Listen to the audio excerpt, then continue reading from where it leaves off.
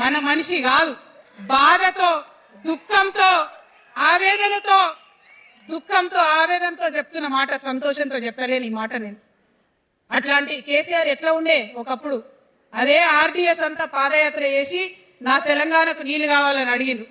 ఇవాళ మరి 10 ఏళ్ళ అధికారం ఉంటే పాలమూరు రంగారెడ్డి ప్రాజెక్టు కోసం 10 ఏళ్లలో ముందు పోతలేదంటే, ఎవరన్నా తెలంగాణ పట్ల ప్రేమ ఉంటే, పాలమూరు పట్ల ప్రేమ ఉంటే, కృష్ణా నీళ్లు వాడుకోవాలంటే మన కేసీఆర్ అయి ఉంటే ఆ పాలమూరు రంగారెడ్డి ప్రాజెక్ట్ కాడ కూర్చేసుకొని అది కట్టిస్తుండే.